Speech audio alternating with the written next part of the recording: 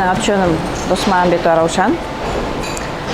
Мен деген 1968 жылы осы Атырау облысы Балқыш ауданы Дамбы селосында дүниеге келгенмін. Жалпы мен мамандығым негізі кондитер-повар ғой. Кондитер-повар. Енді осы мамандыққа осы Қарадип ауылына келін болып келгесін, енді осы кіріп қалдық осы жұмысқа.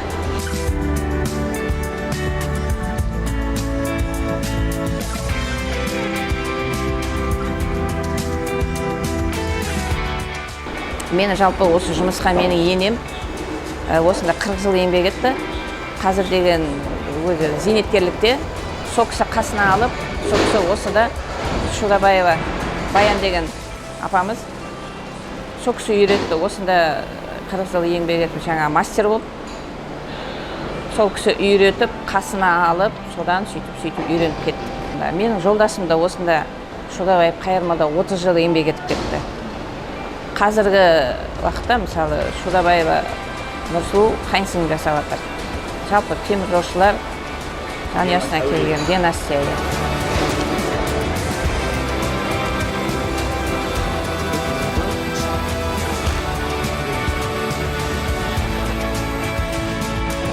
Осы жұмысқа кіргеніме енді 2004-те кірдім, 20 жылдан асты. Басында мен 3-ші разрядпен кірдім. 3-ші разрядпен кірдім. Содан енді жайлап қызмет қылып, экзамен тапсырып, емтихан 4-ке өттім. Өзімнің білімімді жаңағы кішкене оқып, ары қарай жалғастырып, сөйтіп 5-ке өттім. Қазіргі уақытта мен 5-ші разряд, ең жоғары.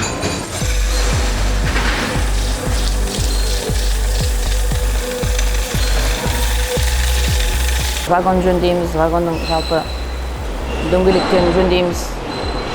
Ішін дөңгелектер шашады, соның жаңа подшипнигін бәрін бір-біріне подбирать етіп, соны ақауларын қарап, соның бәрін дебекастоптан өткізіп, бізде мынадай приборлар тұр, мына ИКР деген, содан өткізіп, соны жасаймыз.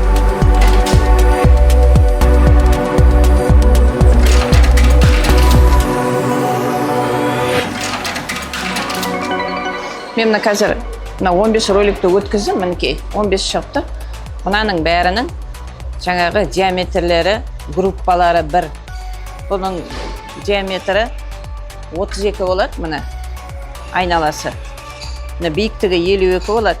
Егер бұл ролик, мысалы мына бір подшипниктің группасына бармаса, бірақ болып атса, бармайды, группасы басқа болса, бұл астына түседі, мінекей бүйтіп астына түседі. Сондықтан бұл астына түскен жағдайда біз басқа ролик подбирать етеміз бұған. Сосын бұны аламыз да, мына 15 ролик түгелімен шықты, бұның группасы бірдей болды, дұрыс болды. Мына полиамидный сепараторға 15 ролик окошкасы бар, ячейкасы бар, мінекей 15 роликтің ячейкасы. Оны өстіп жинаймыз дағы.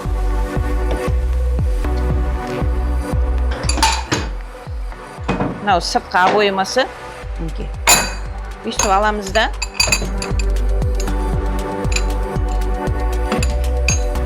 Мынау біздің ИКР 01 деген приборымыз. Осыған подшипникті өлшейміз. Бұның жұмысы мына подшипниктің радиальный және осьтік группасын шығарып береді.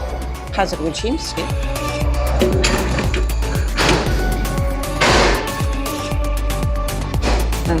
Кетті.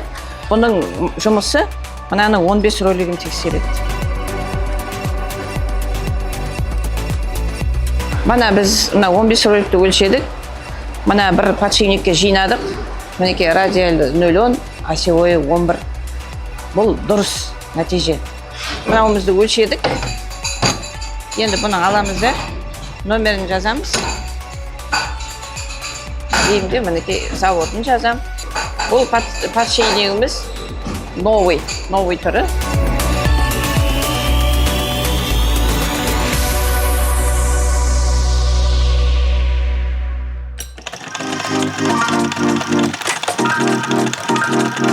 Біздер енді вагон жөндеу депосында жасағасын мен қарапайым слесарьмын ғой.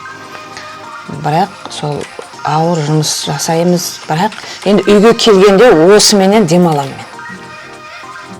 Осыны жасап демалам, жасаған ісім, мысалы біреулерге ұнап атады ма, қандай керемет деп. Осы жалпы осындай нәрсені жақсы көремін. Мынау, осы ұнайды. Мынау деген енді антиквариат көріп тұрсыздар енді. Бұрынғы машина. Бұл деген менің енемнің машинасы. Енемнің машинасы болғанда іс машинасы. Енемнің енесінің машинасы екен. Ол үлкен кісі дүниеден озды, ол кісілер қазір енем бар. Бұл осы енемнің арқасында 40 жыл еңбек етіп осы депоға кірдім ғой.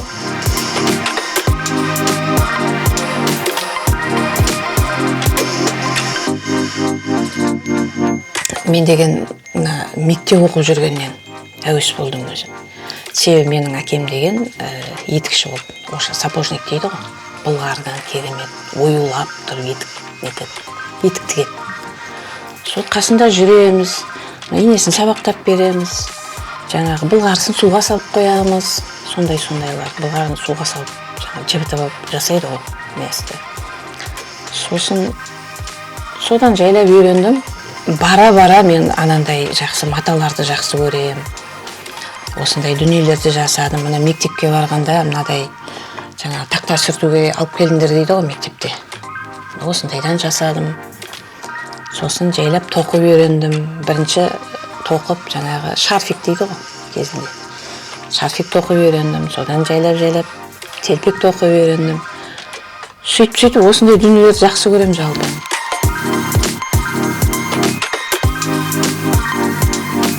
Мысалы, мынау деген сырға салуға барғанда алып баратын, мысалы, жеңгелер алып баратын дүние ғой мынау деген. Банағы қолма тағады. Мынадай. Оны мен мысалы кәдімгі қарапайым баклажкадан жасадым. Депода жаңа Наурыз мерекесі өтті ғой, сонда біздің цехқа арнайы банағы сіздер қызға сырға салу рәсімін аласыңдар дегенге соған дайындық ретінде осыны алып бардым.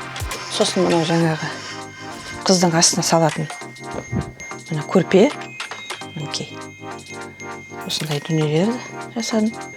Мысалы, мынау тоже крючоктан тоқылған, бұған енді где-то бір жылдай болды. Жерге төсей салуға, ваннаға, есіктің алдына, кез келген жерге төсеуге мынадай. Осы өзімнің жұмыстан келгенде осындайларды жақсы көрем. Бір нәрсе жасап, ізденіп.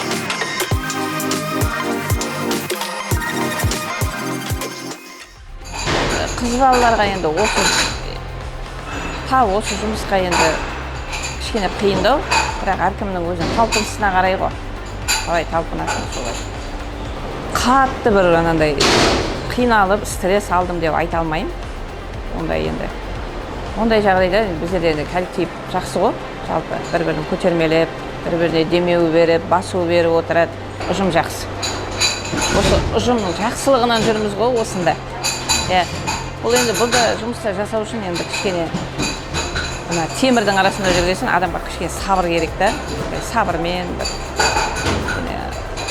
байқап, темір тесіктің арасында жүреміз. Өзің жеке қауіпсіздігін сақтау керек деген сияқты. Енді қуанған кезіміз, мысалы енді біздің балаларымызды осы ұжым лагерге жіберіп жатыр. Ол қуаныш емес пе лагерь деген мысалы.